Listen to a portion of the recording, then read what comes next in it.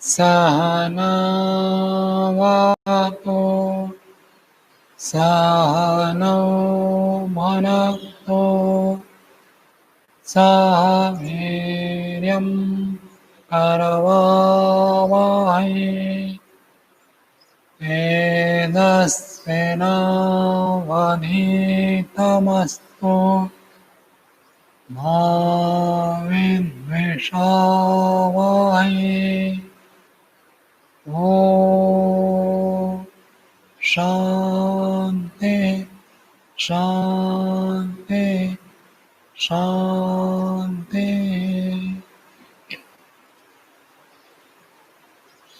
न्याय दर्शन का 19वीं कक्षा है और न्याय दर्शन में प्रथम अध्याय का प्रथम अनेक उसमें 35 सूत्र तक हो गया था। आज 36वां सूत्र पढ़ेंगे।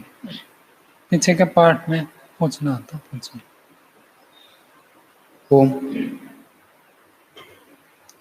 पीछे जो ये आया था कि तंत्र में जो कहा गया है वह सिद्धांत, समझी तो तंत्र में नहीं कहा गया वह भी सिद्धांत हो सकता है क्या? इस तंत्र में नहीं है, दो लोगों का मतभेद है, तो वो भी सिद्धांत मान सकते हैं उसको? हाँ, वो हो सकता है। और दूसरा जो असिद्ध कोई पदा, कोई बात है ना, जो भी जैसे महर्षि दयानंद जी कहते हैं ना, सब सत्य विद्या और जो पदार्थ विद्या से जाने जाते हैं उन सबका आदिमूल परमेश्वर है। तो प्रत्यक्ष या परोक्ष रूप में किसी न किसी शास्त्र में वो मिल जाएगा। जो भी हम बातें करते हैं प्राय करके प्रत्यक्ष अथवा परोक्ष रूप में कोई ना कोई सिद्धांत आप बताते हैं, वो कहीं ना कहीं मिलेगा। जो दूसरा जो सूत्र संख्या 29 में आया, परतंत्र सिद्धा, परतंत्र सिद्ध नहीं है, तो दृष्टि भेद से सिद्ध नहीं या फिर सिद्ध ही नहीं है, ऐसा कह सकते? शब्द तो ऐसे कहता है कि असिद्ध है, उसमें उस रूप में सिद्ध नहीं है। जिस रूप में एक शास्त्र में सिद्ध है उस रूप में दूसरे शास्त्र में सिद्ध नहीं है। जिससे पीछे आया था कि सत्तात्मक का विनाश नहीं होता, और न्याय वाले मानते हैं कि उत्पत्ति होती है विनाश भी होता है। दृष्टि भेद से अंतर है, सिद्ध तो नहीं है, सिद्ध दोनों चीजें ही हैं, तो ये फिर कैसे? ये कह सकते हैं। उसका बड़ा उदाहरण है आकाश। सांख्य और योग में आकाश की उत्पत्ति मानी जाती है, न्याय और वैशेषिक में आकाश की उत्पत्ति नहीं मानते। ये प्रतितंत्र सिद्धांत है। वो अलग आकाश की चर्चा, ये अलग आकाश की चर्चा। वो आकाश कहने से अवकाश को लेते हैं, ये आकाश कहने से जो शब्द तन्मात्रा से परमाणु बनते हैं उनको ये आकाश लेते हैं योग और सांख्य में। और भी जो जैसे कोई एक सत्य, जैसे कि पृथ्वी गोल है ऐसा हम मानते हैं, पर कुरान में पहले ऐसे मानते थे पृथ्वी एक तले की तरह समतल है। अब वो सिद्धांत उन्होंने भी खंडित मान लिया अपना।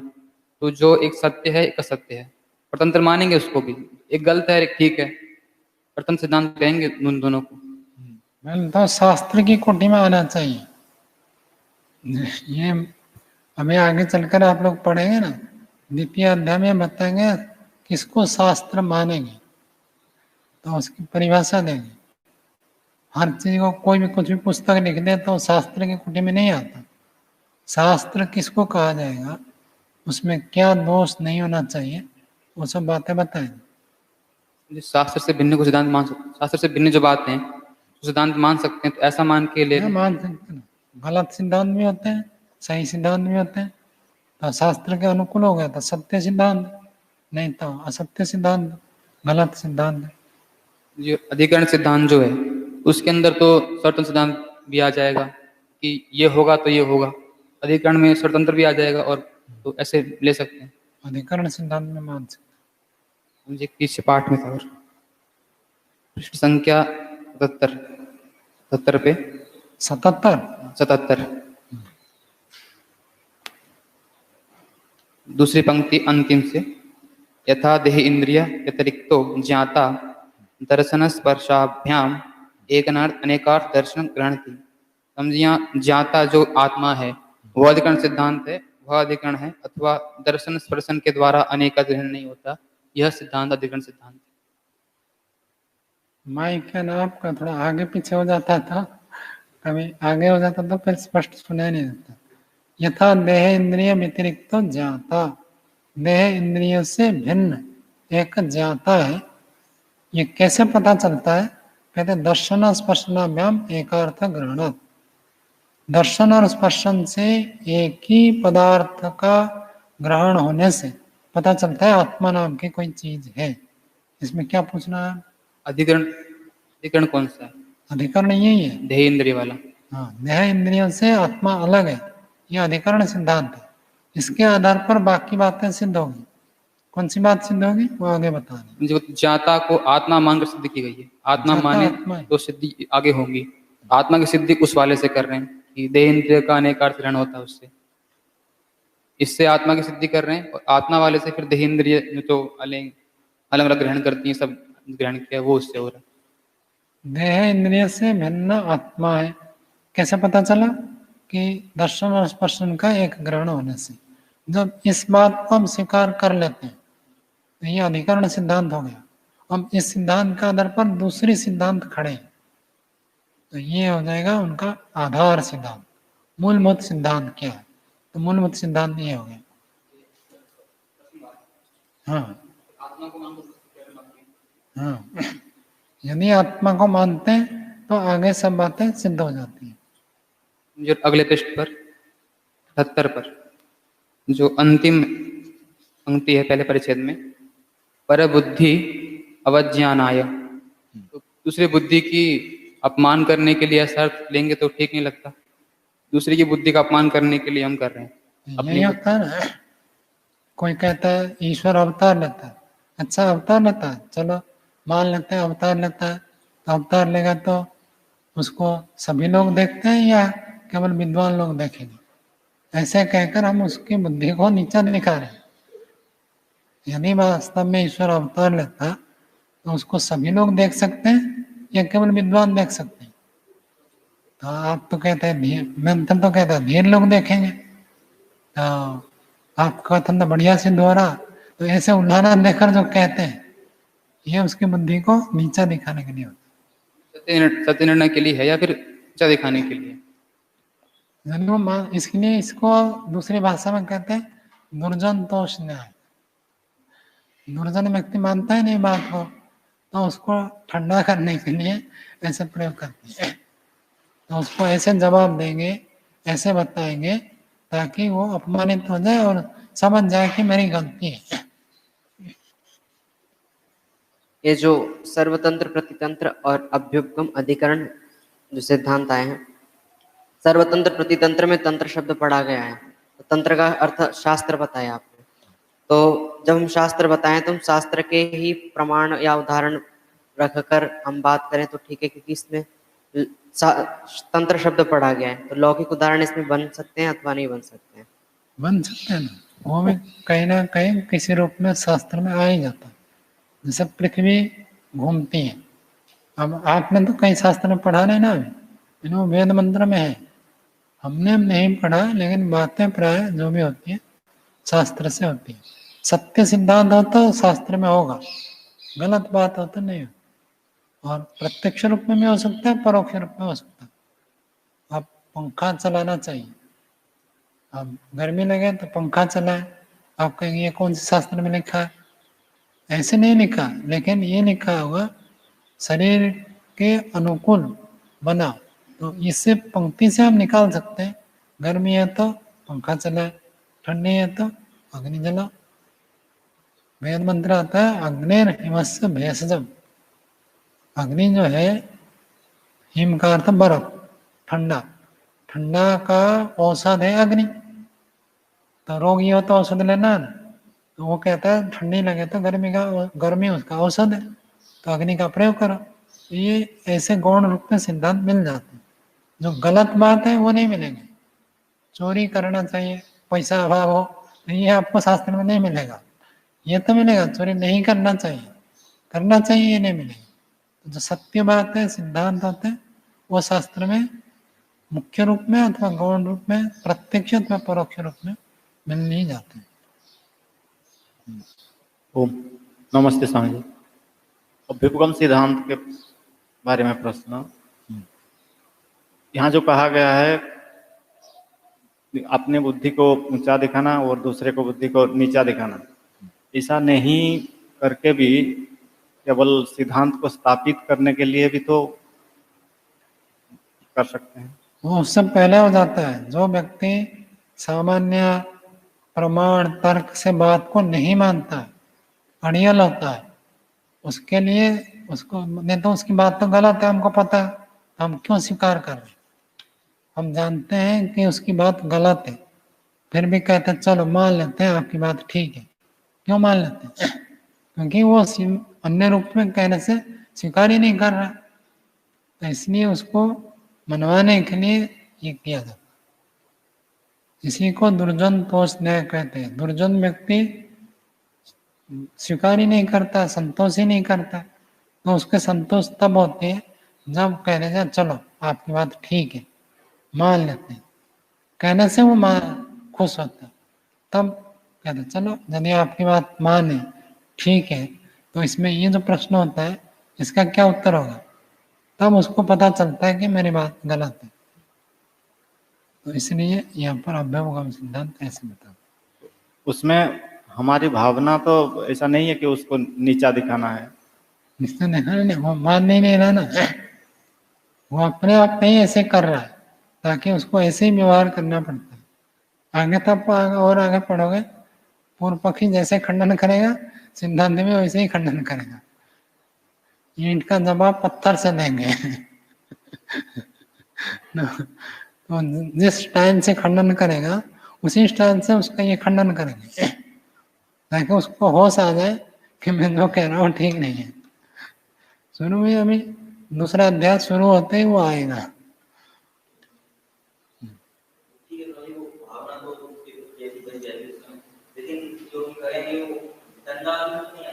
नहीं, वितंडा अलग चीज है। वितंडा में तो अपने पक्ष की स्थापना नहीं करनी होती ना,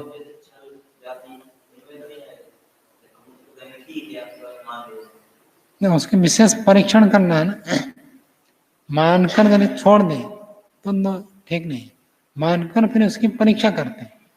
यदि ईश्वर अवतार लेता, चलो मान लेते हैं ईश्वर अवतार लेता है, यदि अवतार लेगा तो सर्वज्ञ होगा या अल्पज्ञ होगा? जैसे लोग कहते हैं श्री रामचंद्र जी ईश्वर का अवतार, तो फिर वो सीता जी को चुरा कर ले गए तो उनको पता नहीं चला, पेड़ पौधे से पूछ रहे थे कहाँ गई। लोग कहते हैं वो तो ऐसे नाटक करते थे, उनको अंदर से तो पता है, दिखाते भी है। वो कहते हैं पार्वती जी शिव जी को कहते हैं कि आप तो कहते थे राम जी भगवान, तो राम जी भगवान है, ये रो रो कर कैसे घूम रहे, और पौधों को पेड़ों को नदियों को पूछ रहे सीता कहाँ गई है। भगवान को तो सब पता। तो शिव जी कहते अब जाओ परीक्षण करके देखो, तो पार्वती जी आते हैं सीता का रूप धारण करके, और पास में आते तो देखते हैं राम जी कुछ कहते नहीं उनको, वो इधर उधर हो जाते हैं। फिर वो सामने आती है दूसरी ओर से, फिर जब बार बार आती है हटती नहीं है, तो राम जी फिर नमस्ते करते हैं, कहते माता पार्वती मैं आपको जानता हूँ, आप यहाँ से हट जाइए। तो कहता आप तो रो कर नहीं, ये मैं लोगों को दिखाने के लिए करता हूँ। ऐसे कथन करते हैं कि राम जी वास्तव में तो भगवान है, लेकिन लोगों को सिखाने के लिए ऐसे करते हैं कि पत्नी के प्रति इतना प्रेम हो। ये तो कथन है। न्याय दर्शन कहता कथन से बात सिद्ध नहीं होगी, उसके लिए हेतु चाहिए। तो राम जी वास्तव में लोगों को दिखाने के लिए करते थे, ये वास्तव में दुखी थे, इसके लिए हेतु देना पड़ेगा। जगह जगह कहेंगे न्याय दर्शन हेतुर्वाच्यम, हेतु बताना पड़ेगा आपको क्यों ऐसा है। नहीं है तो भी हेतु बताओ, है तो भी हेतु बताओ। चलो, प्रतिज्ञा और हेतु दोनों को हमने देखा था। प्रतिज्ञा का अर्थ था किसी बात को स्थापित करते हैं कि मैं ऐसा मानता हूँ, ये वस्तु ऐसा है, इस पदार्थ का धर्म ऐसा है, इस कथन को कहते हैं प्रतिज्ञा। प्रतिज्ञा में भी ऐसे ही होता है, लोग जो प्रतिज्ञा करते हैं मैं ऐसा करूंगा, इसको हम कहते हैं प्रतिज्ञा, मतलब उसको सिद्ध करने योग्य है, तो उसी को प्रतिज्ञा कहते हैं। मैं आज से 4 बजे उठूंगा, ये प्रतिज्ञा। प्रतिज्ञा मतलब उस बात को सिद्ध करेगा। तो वही होता है साध्य का निर्देश करना प्रतिज्ञा है। और हेतु किसको कहते हैं? उस साध्य को सिद्ध करने वाला में कारण बताना पड़ेगा। जो कारण होता है उसको हेतु कहते हैं। कारण यदि जोड़ देते हैं वही बात आपकी दार्शनिक हो जाती है। लेकिन बिना कारण के कहेंगे राम ही परमात्मा, कारण कुछ नहीं बताए, तो वो कथन मात्र हुआ, प्रतिज्ञा मात्र है, प्रमाणिक नहीं है। और हम कहेंगे रामचंद्र जी मर्यादा पुरुषोत्तम है क्योंकि उन्होंने मर्यादा का कभी उल्लंघन नहीं किया, तो ये हेतुपूर्वक हुआ, तो ये प्रामाणिक है। तो जो हेतुपूर्वक होता है प्रामाणिक होता है। हेतु का अर्थ कारण, जो कि साध्य को सिद्ध करने वाला, और उदाहरण के साथ सदृश रखता है। उदाहरण के साथ सदृशता से साध्य को सिद्ध करने वाला, बात को सिद्ध करने वाला, प्रतिज्ञा को सिद्ध करने वाला कारण को हेतु कहते हैं। वैसे ही वैधर्म्य से भी होता है। हेतु साधर्म्य से भी होता है, वैधर्म्य से भी होता है। पंचांग यदि आपको समझ में आ गए और प्रयोग करना आ गया, केवल श्रवण नहीं, श्रवण मनन निधिध्यासन साक्षात्कार प्रयोग करके यदि आप बना देंगे तब आप न्याय दर्शन बहुत अच्छा समझ सकते हैं और दूसरों के सामने भी प्रस्तुत कर सकते हैं। पंचम मुख्य है, अनुमान प्रमाण मुख्य है, और अनुमान में भी पंचम मुख्य है। पंचम की प्रक्रिया को सीखना बहुत आवश्यक है। अब प्रतिज्ञा हेतु हो गई। आगे देखो 83 पृष्ठ में 36वां सूत्र। कल तो बोला था लेकिन बहुत थोड़ा ही हुआ था, समय हो गया था, तो दोबारा बोलते हैं। सूत्र बोलिए, साध्य साधर्म्यात् तद्धर्म भावी दृष्टान्तः उदाहरणम। कहते साध्य के साधर्म्यता से, अर्थात साध्य के साथ जो सदृश है, साध्य के जैसे है, तुल्य है, समान है, ऐसे जिस बात को हम सिद्ध करना चाहते हैं उसके तुल्य मिलता जुलता होना चाहिए। तो मिलता जुलता होने से तद धर्म भावी, साध्य के धर्मों को धारण करने वाला जो दृष्टांत है उसको उदाहरण कहते हैं। क्योंकि ये संस्कृत के वाक्य है तो आपको थोड़ा कठिन जैसे लगेगा, लेकिन आप सब इस बात को जानते हैं। हम कहते हैं नाशपाती कैसे होता है, ना सेव जैसे होता है। अब सेव के तुल्य हमने नाशपाती को बताया, तो सेव भी मीठा होता है, नाशपाती भी मीठा होता है, तो ऐसे कुछ गुण मिलते हैं। आकार प्रकार भी देखेंगे तो सेव जिस आकार प्रकार का होता है, गोल होता है, डंठल लगा रहता है। नाशपाती का भी लगभग ऐसे, रंग में थोड़ा अंतर है, सेव लाल होता है, नाशपाती पीले रंग का, हरे रंग का होता है, तो थोड़ा रंग अंतर है, बाकी गुणकर्म स्वभाव मिलता जुलता है। तो इसको हम कहते हैं उदाहरण। पंक्ति के हिसाब से देखोगे तो आपको कठिन लग रहा है, लेकिन उदाहरण सब जानते हैं। हम पूछते हैं वो व्यक्ति कैसा है, अरे आपने उस आचार्य को देखा ना, जैसे ही आचार्य जी बोलते हैं वो ऐसे ही बोलते हैं, तो ये क्या है, उदाहरण है। एक बात को बताने के लिए दूसरे का हम उदाहरण दे देते हैं। तो साध्य हो गया जिसको हम सिद्ध करना चाहते हैं, और उसी से युक्त, उसी के गुण कर्म स्वभाव से युक्त कोई अन्य वस्तु, अन्य पदार्थ को दृष्टांत के रूप में प्रस्तुत करते हैं, उसका नाम है उदाहरण। उदाहरण तो जानते हैं सभी, विशेष और बताने की आवश्यकता नहीं। पंक्ति देखो, पंक्ति में बहुत विशेष विशेष बातें बताएंगे। ये समझने में आपको कठिन लग सकता है, लेकिन बात आप सब जानते हैं, कोई नई बात नहीं बताएंगे, ये सब बातें आप जानते हैं। लेकिन पंक्ति में सांस्कृतिक दार्शनिक भाषा में उसको प्रस्तुत करते हैं। देखो भाष्य, साध्येन साधर्म्यम समान धर्मता। अब सूत्र में एक शब्द पड़ा है साधर्म्यात्, तो साधर्म्यात् को खोलना है। साधर्म्यात् का मतलब साध्येन साधर्म्यम, साध्य के साथ तुल्यता, समान धर्मता। समान धर्मता को, तुल्यता को एक ही बात है।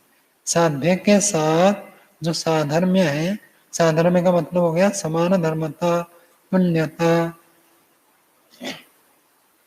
सदृशता।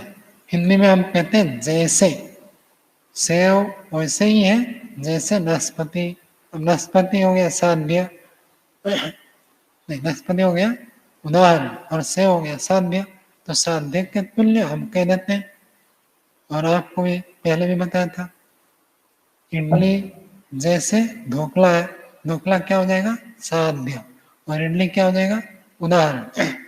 इडली का उदाहरण देकर मैंने किसको समझाया, ढोकला को समझाया। तो ढोकला आप जानते नहीं, अब वो बताना है कि भाई ढोकला द्रव्य खाद्य कैसे होता है, तो उसको बताने के लिए मैंने इडली का उदाहरण दे दिया। तो इडली उसके उदाहरण, तो इडली में और ढोकले में क्या दोनों में सादृश्यता है। क्या सादृश्यता है, दोनों कोमल है, दोनों ही। ढोकला किससे बनाते हैं बड़े भाई जी, ढोकला चावल से बनाते हैं ना, तो इडली भी वो चावल को पीस कर बनाते हैं। तो दोनों में ये सदृशता है, ये भी चावल से बनता है, वो भी चावल से बनता है। ये भी मुलायम लगता है, वो भी मुलायम लगता है। डालते होंगे, एक तो अलग अलग होता होगा, कुछ लोग इससे भी बनाते हैं भाप से।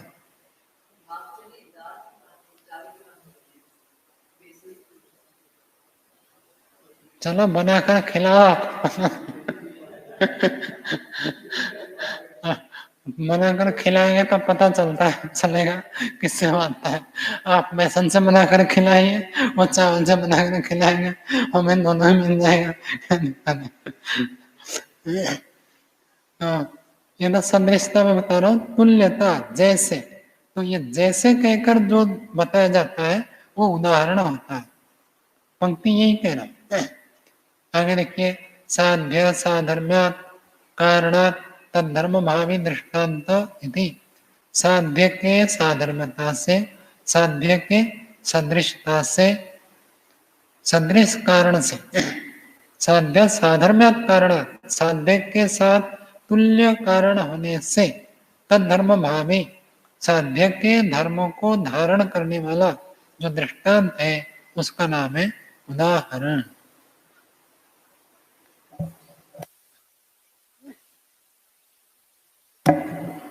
आगे देखिए 84 पृष्ठ में, तो समास थोड़ा बता देते हैं। तस्य धर्म तद्धर्म, अब तद्धर्म शब्द आया तो उसको समास में विग्रह करेंगे तो क्या बनेगा, तस्य धर्म, षष्ठी समास हो गया। तस्य, तस्य मतलब कस्य, किसका, तो कहते साध्यस्य, साध्य को लिए तत्शब्द आया है। साध्यम च द्विविधम, साध्य दो प्रकार होते हैं। ध्यान से सुनो प्रणाम जी, पूछूंगा फिर। साध्य दो प्रकार होते हैं, कौन से दो प्रकार, एक नंबर हो गया धर्मी विशिष्टो व धर्म शब्दस्य अनित्यत्वम, धर्मी से युक्त धर्म, धर्म और धर्मी, धर्म जिसमें रहता है उसको क्या कहते हैं धर्मी। तो धर्मी है तो धर्म भी रहेगा, तो हम कभी धर्मी के रूप में कह सकते हैं, कभी धर्म के रूप में कह, हम कहेंगे आचार्य सत्यजित जी शंका समाधान करते हैं।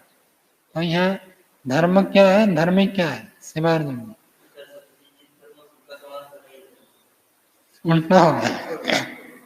आचार्य सत्यजित जी धर्मी, और उनका धर्म क्या है, शंका समाधान करना। तो शंका समाधान करना धर्म, और आचार्य हो गया धर्मी। अब दूसरे रूप में हम कहेंगे शंका समाधान जो करता है वो है आचार्य सत्यजित। पहले किसको बताया, शंका समाधान, धर्म को बताया, शंका समाधान जो करता है वो है आचार्य सत्यजित। अब धर्म के द्वारा धर्मी को कह रहे, पहले क्या कहा था, धर्मी के द्वारा धर्म को। तो दोनों प्रकार कथन समझ में आया, धर्म धर्मी समझ में आ गया। एक एक बात भी समझ लोगे तो बहुत हो जाएगा।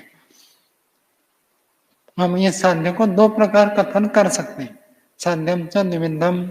साध्य को दो प्रकार, निमिद्धम का अर्थ दो प्रकार कथन कर सकते हैं। पहला कथन बता रहे, धर्म विशिष्टो व धर्म शब्दस्य अनित्यत्वम। शब्द एक धर्मी है और अनित्य का उसका धर्म है। शब्द कैसा है? शब्द अनित्य है। तो धर्म धर्मी समझ में आ गया प्रसाद जी? धर्म धर्मी समझ में आ गया? शब्द क्या हो गया और धर्मी क्या है? हाँ, ये सब बोलो। शब्द हो गया धर्मी, जिसमें धर्म रहता है। अनित्य कौन है? शब्द। तो शब्द हो गया धर्मी और अनित्य हो गया धर्म। तो जो द्रव्य, वस्तु, पदार्थ उसको कहेंगे धर्मी, और उसमें जो विशेषता है उसको कहेंगे धर्म। शंका समाधान एक विशेषता है, तो वो जिसमें है वो है धर्मी, और शंका समाधान एक धर्म है। ऐसे बहुत सारे धर्म जोड़ सकते हैं, किसी के साथ में आप बता सकते हैं। एक तो उदाहरण मैंने एक दे देता हूँ ताकि आपको स्पष्ट हो जाए। तो धर्मी विशिष्टम व धर्म शब्दस्य अनित्यत्वम। शब्द की अनित्यता। शब्द धर्मी है, तो देखो धर्मी को पहले रखा और अनित्यता को बाद में रखा। धर्मी धर्म। अब दूसरे प्रकार देखो, धर्म विशिष्टो व धर्मी। धर्म से युक्त धर्मी, ऐसे भी कह सकते हैं। अनित्य शब्द। अनित्य क्या है? धर्म है, तो धर्म को पहले कह रहे हैं। अनित्य शब्द। अनित्य को पहले बताया, धर्मी को बाद में बताया। ये बात समझ में आ गई? प्रणाम जी, क्या समझ में आया बताओ? समझ में आ गया तो हाँ, क्या समझ में आया तो बता, क्या बता? हाँ हाँ बोलो। ये दो बात इसमें बताएं कि पहले जो शब्द अनित्य है, तो ये तो शब्द की अनित्यता, केवल एक ही कथन हुआ अनित्यता। और अनित्य शब्द कहने से अनित्य में धर्म आ गया, शब्द में धर्मी आ गया। दोनों का कथन हो रहा है, दोनों प्रथमांत है, तो दोनों का अस्तित्व बताया जा रहा है। शब्द से अनित्यत्व कहने से एक का कथन हुआ। नहीं, षष्ठी शब्द लगा देता ना, दशरथ का बेटा राम, तो यह केवल राम ही हमारा ध्येय होता है, दशरथ नहीं होता। और जब दोनों को अलग अलग कहेंगे, दशरथ तस्य पुत्र रामश्च कहेंगे तो दशरथ भी आ रहा है, राम भी आ रहा है, तो इसमें दोनों आ रहे हैं, उसमें केवल एक आ रहा है, तो इस रूप में एक कहते हैं। शब्दस्य अनित्यत्व कहेंगे तो पृथक कथन नहीं मिल रहा है, केवल अनित्यता मिल रहा है वाक्य की दृष्टि से, व्याकरण की दृष्टि से। और अनित्य शब्द कहेंगे तो अनित्य धर्म में है, शब्द धर्मी में है, दोनों है। आगे देखो, तस्य धर्म तद धर्म, तस्य भाव तद धर्म भाव, दोनों जगह षष्ठी समास है। तस्य धर्म तद धर्म, उसका धर्म, उसका मतलब साध्य का, साध्य का धर्म और साध्य के धर्म का भाव, तद धर्म भाव। स यस्मिन् दृष्टान्ते वर्तते, स दृष्टान्तः साध्य साधर्म्यात् तद उत्पत्ति धर्मगत्वात् तद धर्म भावी भवति। साध्य का धर्म, साध्य क्या हो गया? अनित्य शब्द, तो अनित्य हो गया धर्म, शब्द हो गया धर्मी, तो धर्म क्या है? अनित्य। ये क्या हो गया? धर्म। शब्द कैसा है? शब्द अनित्य है। पूरे न्याय दर्शन में आराम से अंत तक यही बात चलेगा। कौन सी बात? शब्द अनित्य, इसको बढ़िया से समझ लेना है। शब्द अनित्य 5वें अध्याय का अंत तक यही चलेगा। ये उदाहरण देकर ये समझाना चाहते हैं न्याय विद्या को। मैंने ऐसे बताया तो आचार्य प्रद्युम्न जी बाबा से पूछ सके, आप क्यों शब्दों को इतना अनित्य बताए? वो सोचा आपने धार्मिक निष्ठा, यहाँ तो विषय अलग है, लेकिन उसको थोड़ा वो आध्यात्मिक भाव में कहते थे कि कोई शब्द से हमको गाली देता है तो समझ लेना ये अनित्य है। खत्म। शब्द उत्पन्न होता है, नष्ट हो जाता है। अनित्य का अर्थ क्या है? नष्ट हो जाता है। महर्षि दयानंद जी के जीवन में आता है तो उनको किसी ने गाली दी तो महर्षि चुपचाप रहे, शांत रहे, कुछ विचलित नहीं।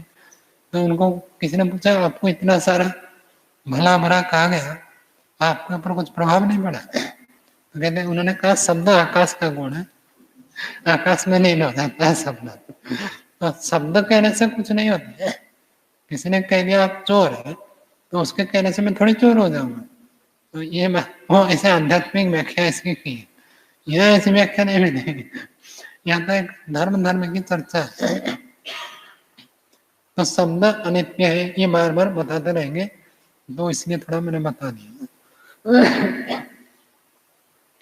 तो पंक्ति देखो, तस्य धर्म तद्धर्म तस्य भाव तद्धर्म भाव स, वो जो धर्म भाव है अनित्य भाव जिस दृष्टांत में है, तद्धर्म भाव का अर्थ समझ में आएगा? साध्य के धर्म का भाव, साध्य के धर्म का अस्तित्व।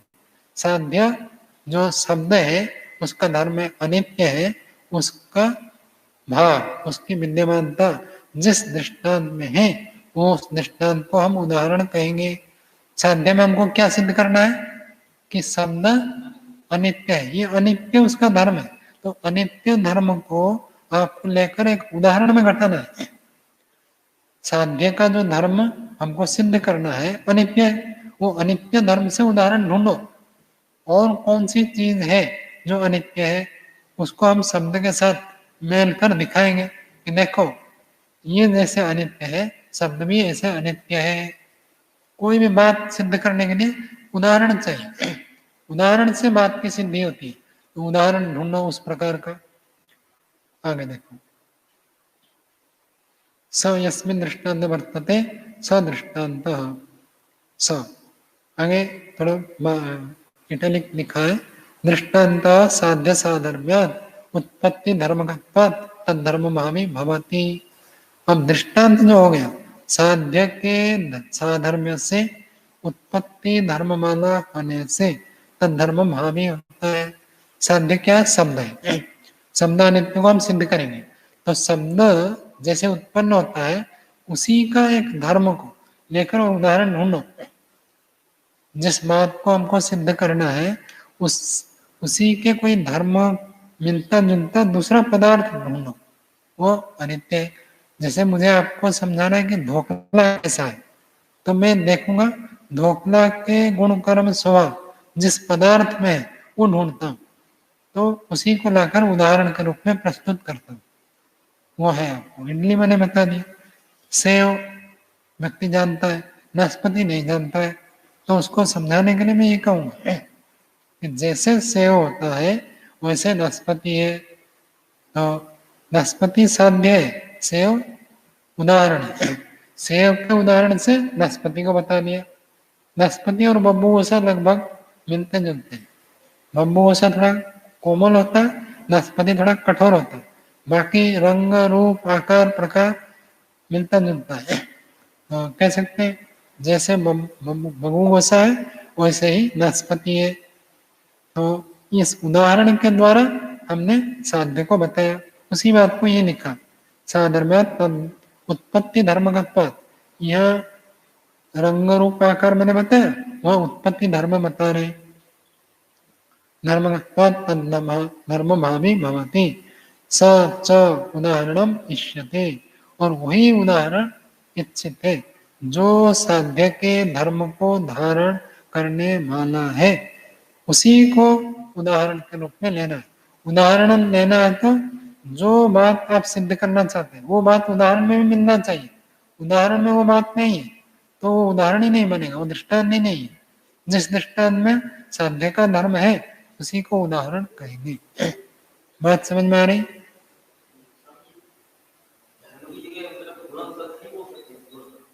यही तो बात इन्होंने पूछा था। गुण से अतिरिक्त भी धर्म होता है। गुण का अर्थ कुछ निश्चित है, इतने चीजों को हम गुण कहेंगे, लेकिन धर्म उससे व्यापक है।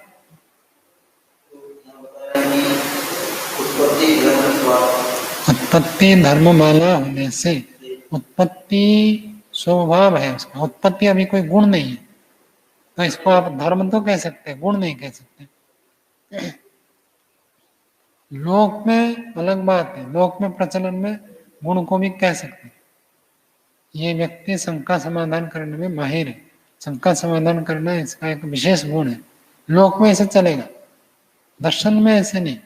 गुण यहाँ पारिभाषिक है, 24 ही गुण है बस, उससे अतिरिक्त 25 गुण नहीं मानते। केवल 24 को ही लेते हैं। कर्म में 5 कर्म लेते हैं न्याय वैशेषिक, द्रव्य में 9 द्रव्य लेते हैं, मौलिक द्रव्य 9 बस। आगे देखो, सच उदाहरण मिश्रते, वो उदाहरण इच्छित है, चाहते हैं। मैं थोड़ा धीरे धीरे पढ़ा क्योंकि ये बात एक बार आपके दिमाग में बैठ जाए तो आगे सब जगह आपको सरलता हो जाएगी। ये गंभीर बातें बता रहे, दार्शनिक भी है और थोड़ा पंक्ति कठिन भी है। आगे देखो, तत्र यद उत्पद्यते तद उत्पत्ति धर्मकम। कहते उत्पत्ति धर्मकम का क्या अर्थ होता? कहते तत्र उस विषय में, यद उत्पद्यते जो भी उत्पन्न होता है उसको उत्पत्ति धर्म बाला कहते हैं। बाला जोड़ देते हैं ना, जैसे कोई ज्यादा क्रोध करता है तो हम कहते हैं क्रोध करने वाला, कोई दया करता है तो कहते हैं दया करने वाला, तो बाला शब्द हम जोड़ देते हैं। तो जो उत्पन्न होता है उसके लिए ये जोड़ देते हैं उत्पत्ति धर्मकम, उत्पत्ति धर्म बाला। तच्च भूत्वा न भवति आत्मानं जहाति निरध्यते यदि अनित्यम। कहते वो जो उत्पत्ति धर्म है वो क्या है? कहते भूत्वा न भवति। भूत्वा क्या अर्थ है? हो करके बाद में नहीं रहता है। जो भी पदार्थ उत्पन्न होता है पहले होकर फिर बाद में नहीं रहता है। उत्पन्न हुआ तो बाद में तो खत्म होगा, जरूर है, निश्चित है। कोई भी ऐसे नहीं है जो उत्पन्न हुआ और नष्ट ना हो, नष्ट तो अवश्य होता है। कहते तच्च भूत्वा न भवति, हो करके फिर बाद में नहीं रहता है। आत्मानं जहाति, आत्मा का अर्थ यहाँ जीवात्मा परमात्मा नहीं है, आत्मानं का अर्थ स्वरूपम। तो इस यहाँ पर आत्मा शब्द का अर्थ स्वरूप, जो हो करके नहीं होता है। स्वरूपम जहाति, आत्मानं स्वरूपम, स्वरूप को छोड़ देता है। मकान है तो मकान का स्वरूप को छोड़ देता है। मकान बन गया और बनने के बाद 100 साल 200 साल के बाद अपने मकान स्वरूप को छोड़ देता है। निरुद्धते, निरोध हो जाता है, बंद हो जाता है। यदि अनित्यम, इसका नाम है अनित्य है। एवं उत्पत्ति धर्मकत्वम साधनम अनित्यम साध्यम। उत्पत्ति धर्म जो हो गया ये साधन, साधन का मतलब क्या? साधन मतलब क्या? सिद्ध कर, है? जो सिद्ध करना है वो तो साध्य है। साधन जिससे सिद्ध किया जाता है। गाड़ी को हम कहते हैं साधन, क्यों? गाड़ी से हमारा साध्य सिद्ध होता है। अहमदाबाद जाना है तो गाड़ी से जाते हैं तो गाड़ी हो गया साधन। तो जिसके द्वारा बात की सिद्धि होती है उसको कहते हैं साधन। समझ में आया? और साधन बराबर हेतु, साधन बराबर हेतु, हेतु को साधन कहते हैं। जिस बात से साध्य सिद्ध हो जाए वो है हेतु। आपको दंड मिलेगा, ये साध्य बता दिया। आप पूछेंगे क्यों? मैं कहूँगा आप देर में आए, ये उसमें कारण है। कारण कहो, साधन कहो, हेतु कहो, एक ही बात। कारण, हेतु, साधन। अब देखो, एवं उत्पत्ति धर्मकत्वम साधनम, उत्पत्ति धर्ममाला ये साधन है। साधन मतलब हेतु है, ये कारण है। किसका? अनित्यत्वम साध्यम, अनित्यता जो साध्य है उसका हेतु, उसका कारण, उसका साधन है उत्पत्ति। तो अनित्य कब सिद्ध होगा? जब उत्पन्न हुआ है। उत्पन्न होना एक धर्म है, ये धर्म अनित्यता को सिद्ध करता है। उत्पत्ति होना ऐसा कारण है जो अनित्यता को सिद्ध कर देता है। समझ में आया? जबकि उत्पत्ति होने से अस्तित्व होता है, लेकिन वो अस्तित्व होने पर भी उत्पत्ति बता देता है कि विनाश होगा। जिसका भी निर्माण हुआ है, उत्पन्न हुआ है, वो अवश्य विनाश को प्राप्त होगा। शरीर भी उत्पन्न हुआ, सब जगह लागू कर सकते हैं। जो जो पदार्थ उत्पन्न हुआ वो पदार्थ नष्ट होगा, अनित्य है, ये व्याप्ति है, नियम है। उस व्याप्ति को यह समझा रहे। तो एवं उत्पत्ति धर्मकम साधनम अनित्यत्वम साध्यम सो अयम एकस्मिन् द्वयोः धर्मयोः साध्य साधन भावः साधर्म्यात् व्यवस्थितो उपलभ्यते। इसी का नाम व्याप्ति है। साध्य साधन भाव का अर्थ होता है व्याप्ति, व्यापक नियम पूर्वक जो होता है वही साध्य को सिद्ध करता है। जिसके 4 पैर है वो गाय है, ये ठीक है क्या? नहीं है। तो 4 पैर कोई साधन नहीं है गाय सिद्ध करने के लिए।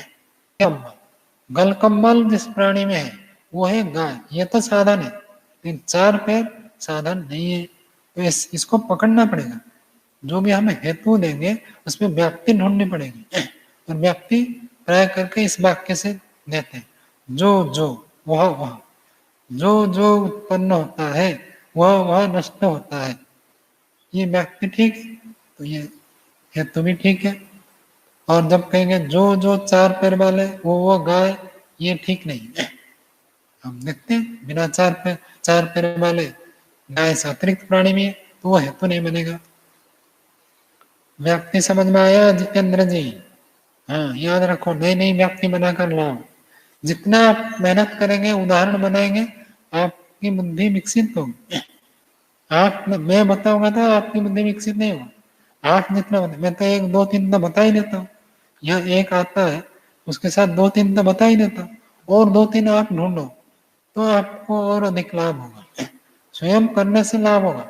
कोई व्यक्ति देखेगा कि पंखा कैसे फिटिंग कर रहे हैं, उसको फिटिंग करना नहीं आएगा। जो स्वयं करेगा तो उसको आता है। खाना पकाते हुए देखेंगे, बहुत कुछ सीख सकते हैं, लेकिन जब करेंगे आप खुद तब आपको पता चलेगा। पूरा ज्ञान तो तब होता है जब करते हैं। तो स्वयं करो। पंक्ति देखो, दोबारा बता देता हूँ। सोयम एकस्मिन् द्वयोः धर्मयोः, एक ही वस्तु में दोनों धर्म का। कौन से दोनों धर्म? एक उत्पत्ति धर्म और एक अनित्यत्व धर्म। एक ही पदार्थ में दोनों धर्म, उत्पत्ति धर्म और अनित्यत्व धर्म, साध्य साधन भाव साधर्म्य व्यवस्थित, साधर्म्य से व्यवस्थित रूप में उपलब्ध है। ये जो व्यवस्थित रूप में, इसी को मैं कहता हूँ व्याप्ति। व्याप्ति को, नियम को, एक ही बात, नियम पूर्वक जहाँ उपलब्ध होता है, सदृष्टान्त उपलभमान शब्दे अपि अनुमिनोति। और नियम बन गया कि जो उत्पन्न होता है वह अनित्य है। अब शब्द उत्पन्न हुआ है नहीं हुआ? शब्द में उत्पन्न हुआ, इसका मतलब क्या होगा? शब्द भी अनित्य है। तो इसी व्यापक नियम से साध्य की सिद्धि होती है। तो शब्दे अपि अनुमिनोति, शब्द में अनुमान करते हैं। शब्द उत्पत्ति धर्मकत्वात् अनित्यः स्थाल्यादिवत् इति। शब्द उत्पत्ति धर्म वाला होने से अनित्य है। कैसे? स्थाल्यादिवत् इति। जैसे स्थाली, स्थाली का अर्थ होता है, जो आप थाली कहते हैं, और थोड़ा अर्थ हो, पहले संस्कृत जिस बर्तन में भोजन पकाते हैं उसको थाली, स्थाली कहते हैं। बटलो यानी पतीला होता है, तो उसको स्थाली शब्द से कहते हैं। पाक पात्र, भोजन पकाने का बर्तन। बार बार स्थाली शब्द आएगा, दोबारा आपको ना बताना पड़े। मिट्टी के जो बर्तन है जिसमें भोजन पकाते हैं, जिसको चालू भाषा में कहते हैं हांडी, हांडी कहते हैं स्थाली। हुई स्थाली से ऐसे बना। तो स्थाल्यादिवत्, जैसे मिट्टी के बर्तन है वो उत्पन्न हुए और मिट्टी के बर्तन नष्ट हो जाते हैं, ये सबने देखा। घड़ा कितने दिन, कितने साल तक रहता है? 1 साल तो प्रयोग करते हैं, कोई 2 3 साल भी कर सकता है। उसके बाद घड़े को पकड़ते ही अपने आप में टूट जाता है। कितना भी आप सावधान हो, धीरे से भी पकड़ोगे, उठाओगे तो ऐसे उसमें क्या होता है, गल जाता है वो कहिए, तो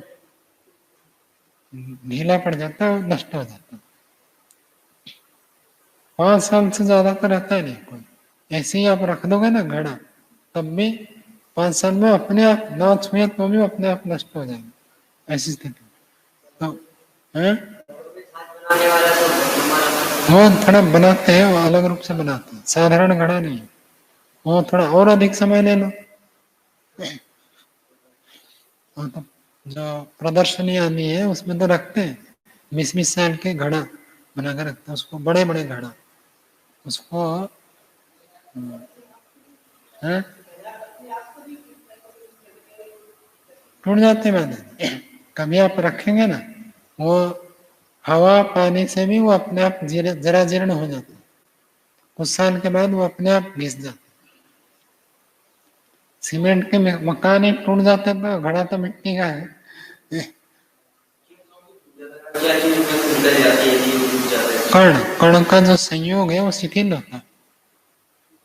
जो कणों को हम परस्पर जोड़कर अग्नि में जला देते हैं तो कठोरता से जुड़ जाते हैं, और जब उसमें अग्नि तत्व से बंधे हुए हवा और पानी, ये दोनों उसको बिगाड़ते हैं। अग्नि तत्व से बंध गया, जो बंधन है उस बंधन को ढीला कर देते हैं। कौन? हवा और पानी। हवा लगती है, पानी लगता है, तब ढीला पड़ जाता है। शरीर में भी ऐसा ही है, सब जगह ऐसे है। ये सब योग दर्शन के व्यास भाष्य में भी लिखा है। पार्थिव और जलीय पदार्थ, आग्नेय, इन दोनों परस्पर को परिवर्तन करते रहते हैं। पार्थिव पदार्थ को जलीय पदार्थ, जलीय पदार्थ पार्थिव पदार्थ, इनमें आपस में परिवर्तन चलता रहता है। तो स्थाली घड़े आदि का उदाहरण दे दिया। जैसे घड़ा है, इसमें 2 धर्म है। देखो, उदाहरणते अनेन धर्मयो साध्य साधन भाव इति उदाहरणम। उदाहरण को उदाहरण क्यों कहते हैं? कहते उदाहरियते, उद आह्रियते, ह्री धातु है, उद आह्रियते अनेन धर्मयो, 2 धर्मों को यहाँ लाया जाता है। कौन से 2 धर्मों को? कहते साध्य साधन भाव, साध्य साधन भाव, 2 धर्मों का साध्य साधन भाव को यहाँ ले आते हैं। इसके लिए इसका नाम है उदाहरण। समझ में? अब बात सुनो, पुस्तक देखना बंद करो, मेरी बात सुनो। प्रतिज्ञा क्या थी? शब्द अनित्य, अनित्य शब्द। हेतु क्या दिया? उत्पत्ति धर्मकत्व। और उदाहरण क्या दिया? जैसे घड़ा। ठीक है, तो अनित्य शब्द, अनित्य एक धर्म है, उसको हमको क्या करना है? सिद्ध करना है। और हेतु क्या दिया? उत्पत्ति धर्म, उत्पत्ति भी एक धर्म है। जैसे शब्द अनित्य है, अनित्य एक धर्म है, ऐसे उत्पत्ति भी एक धर्म है। साध्य में एक धर्म, कौन सा धर्म? अनित्य धर्म। और हेतु में कौन सा धर्म आया? उत्पत्ति धर्म। ये दोनों धर्म जिसमें मिलेगा वो है उदाहरण। अनित्य धर्म और उत्पत्ति धर्म प्रत्यक्ष मिलना चाहिए, वही बनेगा उदाहरण। तो घड़ा देखो, घड़ा उत्पन्न हुआ, ये प्रत्यक्ष हमने देखा, और घड़ा नष्ट हो जाता, ये भी हमने प्रत्यक्ष देखा। तो साध्य का धर्म और हेतु का धर्म, दोनों धर्म जो जिसमें मिलता है वो बनता है उदाहरण। समझ में आया? ऐसी भाषा बोलनी पड़ेगी आपको। और सूत्र यही कहता है, मैंने आपको सरल भाषा में बता दी, सूत्र में यही बात लिखी है। साध्य का धर्म और हेतु का धर्म जिस पदार्थ में मिलता है वो उदाहरण बनता है। और इन दोनों धर्मों में साध्य साधन भाव, साध्य साधन मतलब एक सिद्ध करने योग्य है और एक उसका साधन। जैसे सिद्ध करने योग्य क्या हो गया? अनित्य, और साधन क्या हो गया? उत्पत्ति। जो जो उत्पन्न होता है वह अनित्य, ऐसे व्याप्ति पूर्वक हो तो उसको कहते हैं साध्य साधन भाव। साध्य साधन भाव मतलब जो साध्य को सिद्ध करने में निश्चित कारण है उसको कहते हैं साध्य साधन भाव। ये शब्द भी बार बार आएगा। साध्य साधन भाव नहीं है, मतलब साध्य को सिद्ध करने का सामर्थ्य नहीं है, ऐसे को कहेंगे साध्य साधन भाव अभाव। और साध्य साधन भाव है मतलब साध्य को सिद्ध करने का सामर्थ्य। तो उत्पत्ति धर्म उत्पन्न होना अनित्यता को सिद्ध करने में समर्थ है, उसको कहते हैं साध्य साधन भाव। जो भी उत्पन्न हुआ वो विनाश होगा। उत्पत्ति एक विशेषता है, उसके अंदर ऐसी क्षमता है वो अनित्यता को बता देता है। अब धरती नष्ट हो जाएगी लगता तो है नहीं, लेकिन उत्पन्न हुआ, भले हमने नहीं देखा है, आंखों से जो भी दिखाई देता है वो सब उत्पन्न हुए हैं। समझ में आई? जो भी वस्तु आपको आंख से दिखाई देती है वो सब उत्पन्न हुए हैं। हाँ व्यक्ति है, कहीं अपवाद मिले तो बताओ। विद्या देखो, इसका विपरीत मैंने नहीं कहा। मैंने ये नहीं कहा जो जो आंख से नहीं दिखाई देता है वो उत्पन्न भी नहीं होता, ऐसे नहीं कहा। लेकिन ये तो कहा कि जो उत्पन्न हुए हैं वो अवश्य ही नहीं, जो दिखाई देते हैं वो अवश्य ही उत्पन्न हुए, ये मैंने कहा। इसमें कोई खंडन है तो बताओ? इसमें नहीं मिला। और जो दिखते नहीं उनमें दो प्रकार है, कुछ उत्पन्न हुए कुछ उत्पन्न नहीं हुए। जैसे मन है, उत्पन्न हुआ है लेकिन वो दिखता नहीं है। सत्वर स्तंभ दिखते नहीं है लेकिन उत्पन्न नहीं हुए। आत्मा परमात्मा दिखते नहीं है लेकिन उत्पन्न भी नहीं हुए। तो न दिखने वाले दो प्रकार, उत्पन्न में अनुत्पन्न में। लेकिन दिखने वाले अवश्य उत्पन्न हुए। कोई भी पदार्थ ऐसे नहीं है जो दिखता है लेकिन उत्पन्न नहीं हुआ, ऐसे नहीं कह सकते। ध्यान तो बताओ। उदाहरण आगे देखो, विपरीत उदाहरण अभी बताएंगे। ये तो साधर्म से उदाहरण हो गए। सूत्र बोलिए, 37वां सूत्र बोलिए। तद विपर्यात वा विपरीतम। विपर्य से भी विपरीत उदाहरण दे सकते हैं। अब ईश्वर सर्वज्ञ है, अब दूसरा उदाहरण कहाँ से लाएंगे? सर्वज्ञ और कोई है क्या? तो उदाहरण कहाँ से लाएंगे? उदाहरण के बिना बात की सिद्धि नहीं होगी।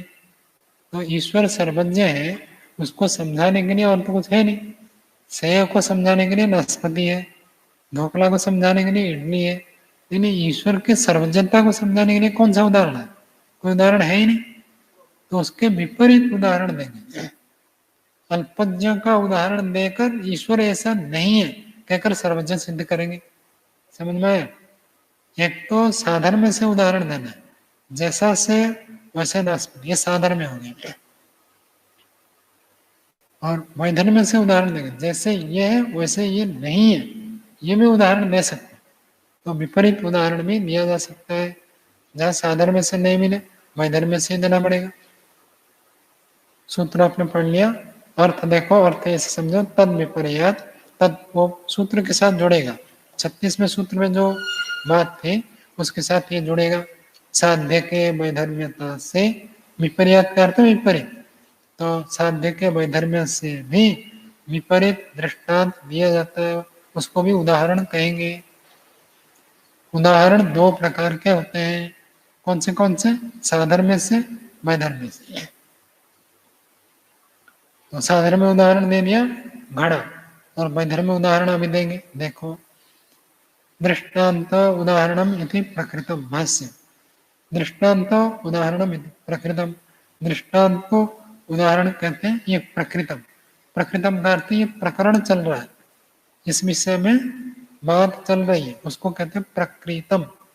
प्रकृत शब्द का अनेक अर्थ है, यहाँ प्रकरण के लिए प्रकृत शब्द है। यह प्रकरण चल रहा है कि दृष्टांत को उदाहरण कहते हैं। तो इस प्रकरण में आगे बता रहे साध्य वैधर्म्य। 36वें सूत्र में क्या था? साध्य साधर्म्य। इसमें हो गया साध्य वैधर्म्य। और तद्धर्म भावी दृष्टांत, उसमें था तद्धर्म भावी, यह अतद्धर्म भावी उल्टा हो जाएगा। साध्य के वैधर्म्यता से साध्य के धर्म को धारण न करने वाला जो दृष्टांत है वो उदाहरण है। साध्य के धर्म इसमें नहीं मिलेंगे, नहीं मिलेगा।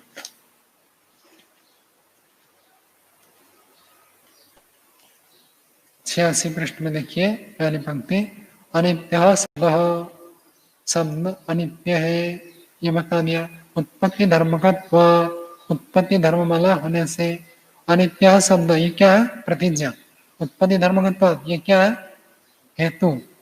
और आगे अनुत्पत्ति धर्मकम नित्यम आत्मा आदि। अनुत्पत्ति धर्ममाला नित्य होता है, ये क्या है? व्याप्ति। हेतु के अंदर व्याप्ति दिखाता है, जो जो उत्पन्न नहीं होते वो नित्य होते हैं, ये व्याप्ति दिखा रहे। तो हेतु के विपरीत आना पड़ेगा। हेतु उदाहरण के समानता से भी हो सकता है, विपरीत भी हो सकता है, तो ये विपरीत में देंगे। तो अनुत्पत्ति धर्म कम नित्यम, जो अनुत्पत्ति धर्ममाला है वो नित्य होता है, ये व्याप्ति हो गया। आत्मा इति, ये आत्मा क्या है? उदाहरण। प्रतिज्ञा, हेतु, व्याप्ति, उदाहरण। व्याप्ति जो है उसको हेतु का ही भाग माना जाता है, हेतु से अलग नहीं, हेतु के अंदर व्याप्ति होती है। आगे देखो, सो अयम आत्मादि दृष्टांत। ये जो आत्मा का दृष्टांत दिया, साध्य वैधर्म्य, साध्य के वैधर्म्य। साध्य क्या है? शब्द अनित्य है, अनित्य है साध्य, और आत्मा कैसा है? नित्य है। तो क्या हो गया? विपरीत हो गया, तो उसको कहते हैं साध्य वैधर्म्य। विपरीत धर्म से, विरोध धर्म से। अनुत्पत्ति धर्मकत्व, उत्पन्न न होने वाला होने से। अतत धर्म भावी, साध्य के धर्म को धारण करने वाला नहीं है। साध्य तो अनित्य धर्म को धारण करता है, ये उदाहरण अनित्य धर्म को धारण करने वाला नहीं होता है।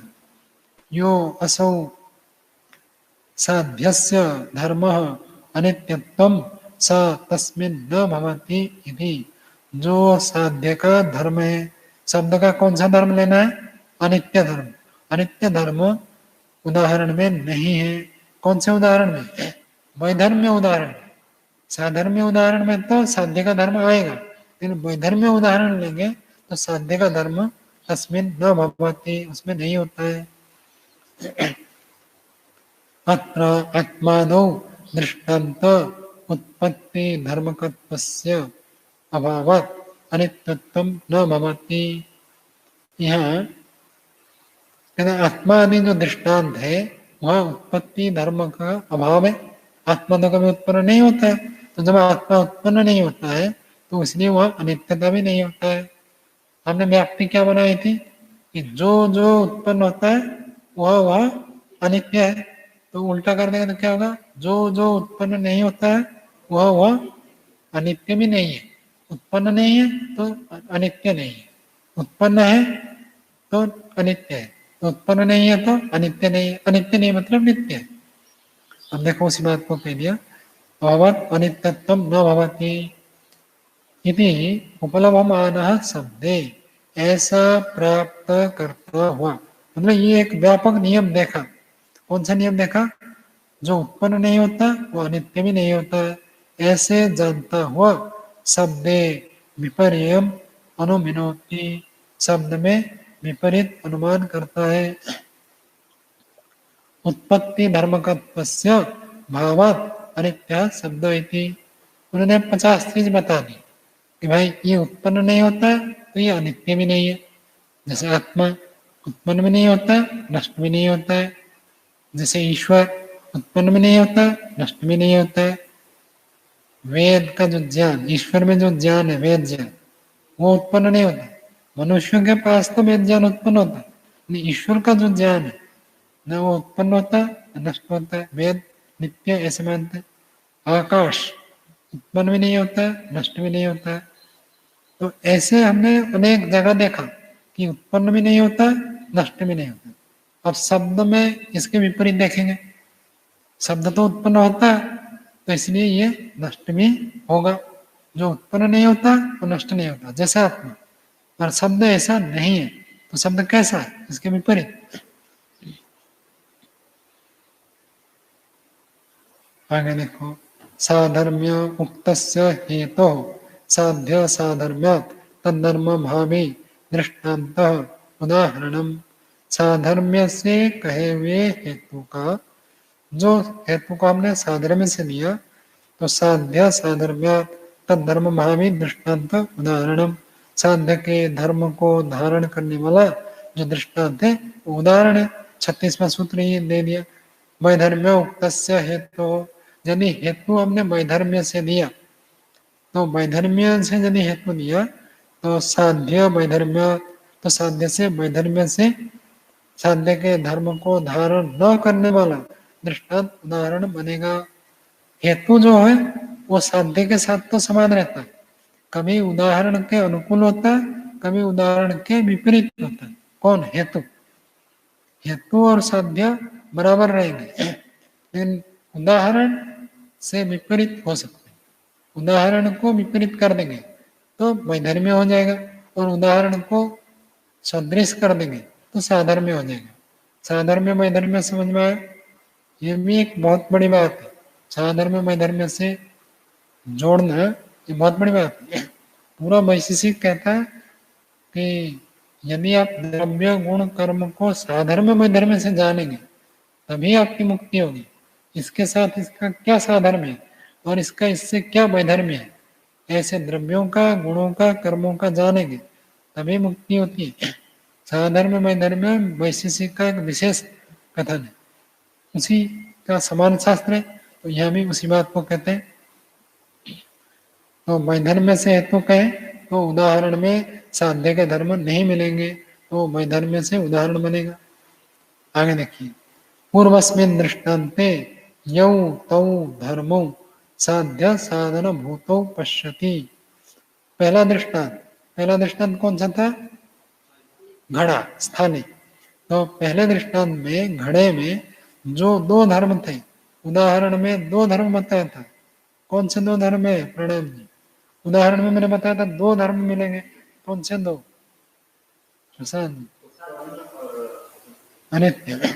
एक साध्य का धर्म, एक हेतु का धर्म। साध्य का धर्म अनित्य, हेतु का धर्म उत्पन्न। तो दोनों धर्म आपको घड़े में मिल रहे हैं, उत्पन्न में मिल रहा है और अनित्य में मिल रहा है, तो उसको उदाहरण बताते हैं। उसी बात को कह रहे हैं। पूर्वस्मिन् दृष्टान्ते घड़े में यौ तौ धर्म, जो दो धर्म है, साध्य साधन भूतौ, उत्पन्न होना विनाश होना, इन दोनों में साध्य साधन भूत। साध्य साधन भूत क्या हो जाएगा भाई जी बताना? साध्य साधन भूत मतलब अर्थ क्या है? साध्य साधन भूत मतलब साध्य को सिद्ध करने का नियम, जो जो उत्पन्न होता है वो अनित्य है, इस नियम को कहेंगे साध्य साधन स्वरूप। भूत का अर्थ स्वरूप में होता है। तो साध्य को सिद्ध करने का स्वरूप जिसमें है, दोनों धर्म में। कौन से दो धर्म है? अनित्य और उत्पन्न। उत्पत्ति और अनित्य में ऐसे साध्य साधन भूत है। पश्यति, देखता है, साध्य अपि तयोः साध्य साधन भावम अनुमिनोति, साध्य में भी साध्य साधन भाव को अनुमिनोति, अनुमान करता है। कोई व्यक्ति काला है तो मन में क्या विचार है? बहुत काला कलुटा हो, बहुत टेढ़ा मेढ़ा हो, तो क्या लगता है? चोर हो सकता है। तो इसमें साध्य साधन भूत है क्या? जो जो काला होगा वो चोर होगा, नियम है क्या? नहीं है। तो ऐसे जो अनुमान करते हैं ना वो सब गलत है।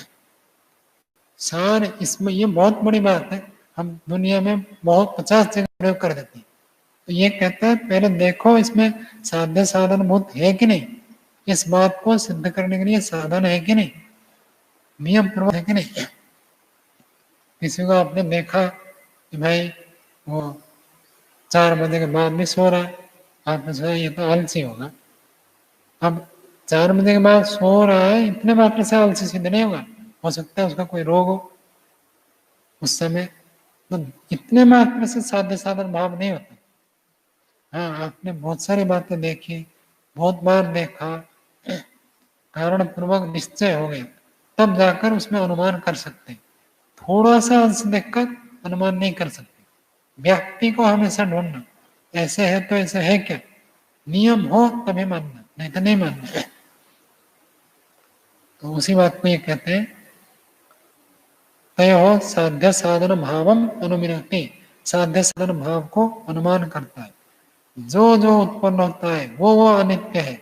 यह बिल्कुल कार्य कारण भाव है। उत्पन्न होना कारण है तो अनित्य होना कार्य है। तो ऐसे नियम पूर्वक हो तो बात सिद्ध हो जाती है। आगे देखिए, उत्तरस्मिन् दृष्टान्ते, पहला दृष्टांत था घड़ा, बाद का दृष्टांत कौन सा था? आत्मा। तो बाद वाले दृष्टांत में आत्मा में तयोः धर्मयोः एकस्य अभवत् इतरस्य अभावं पश्यति। एक का अभाव होने से इतरस्य अभावं, दूसरे का भी अभाव देखता है। आत्मा में उत्पन्न धर्म नहीं है तो अनित्य धर्म भी नहीं है। एक धर्म के हट जाने पर दूसरे धर्म भी नहीं है। तयोः एकस्य अभावात् इतरस्य अभावं साध्ये अनुमिनोति इति। उनमें एक का अभाव हो जाने से दूसरे का भी अभाव साध्य में अनुमान करता है। उदाहरण में देखा, आत्मा जो है उत्पन्न नहीं होता है, उत्पन्न नहीं होता है तो अनित्य भी नहीं होता। तो हम देख लिया कि जो उत्पन्न नहीं होता वो अनित्य नहीं होता। साध्य में उसका विपरीत देखेगा कि जो जो उत्पन्न नहीं होता वो अनित्य नहीं होता है। इसका विपरीत जो उत्पन्न होता है वो अनित्य होता है। शब्द तो उत्पन्न होता है तो वो आत्मा के समान नहीं है। आत्मा तो नित्य है, शब्द नित्य नहीं है, वो अनित्य है। बात समझ में आई? पूछना है कुछ? चलो आगे देखो, साध्य अनुमिनोति। आगे देखो, तद एतद हेतु हेत्वाभासेषु न संभवति। तद एतद, वह यह जो नियम है, व्याप्ति है, नियम पूर्वक व्यापक नियम हो गया, व्याप्ति हो गई। हेत्वाभासेषु न संभवति, हेत्वाभास में संभव नहीं होता है। हेत्वाभास का अर्थ जो हेतु जैसे आभास होता है उसको कहते हैं हेत्वाभास। जो उदाहरण आपको दिया था, किसी को आपने देखा 4 बजे के बाद सो रहा और आपने सोचा ये आलसी है, तो ये हेतु नहीं है, हेत्वाभास है। जो जो 4 बजे के बाद सोते हैं वो आलसी होते हैं, ये नियम नहीं, तो इसलिए हेतु नहीं है, ये हेतु जैसे आभास होता है। कोई व्यक्ति रात को ही काम करता है, फैक्ट्री में काम करते ना लोग, रात को काम करते हैं, तो सोएंगे कब? दिन में तो सोएंगे। तो उनको आप आलसी कहोगे तो नहीं बनेंगे। तो ऐसे जहाँ नियम नहीं है तो उसको कहेंगे हेत्वाभास। जहाँ नियम है वो हेतु है। बात समझ में आई? नियम है, व्याप्ति है तो हेतु, व्याप्ति नहीं है, नियम नहीं है तो हेत्वाभास। आगे देखो, ये पंक्ति रेखांकित कर लेना मिसेस मात। तदिदम हेतु उदाहरण सामर्थ्यम परम सूक्ष्म। हेतु और उदाहरण का सामर्थ्य ये परम सूक्ष्म है, बहुत गहरा है। कोई बात को सिद्ध करने के लिए हेतु उदाहरण जोरदार होते हैं। हेतु उदाहरण सब व्यक्ति पकड़ नहीं पाते। ये बहुत सूक्ष्म बात है। आपने कह दिया ईश्वर सर्वज्ञ है, वो कहा मैं नहीं मानता हूँ। क्यों मानो? सर्वज्ञ बताओ।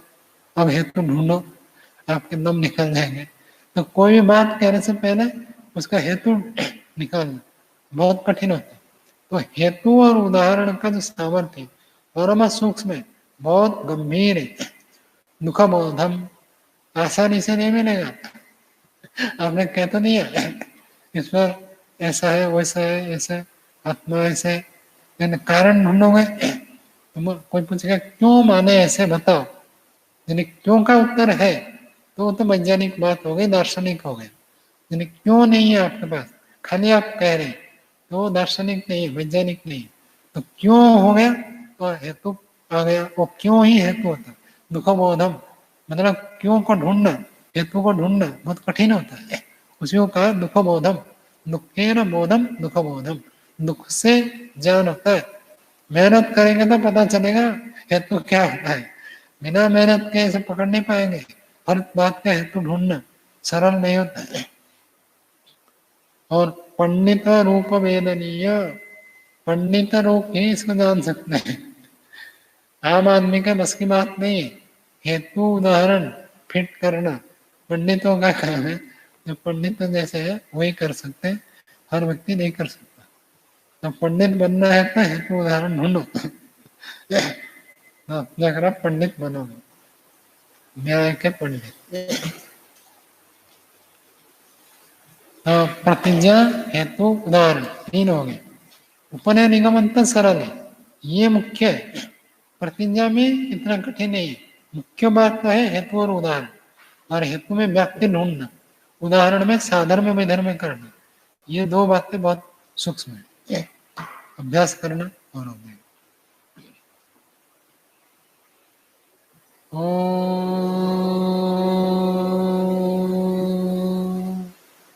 शांति शांति शांति।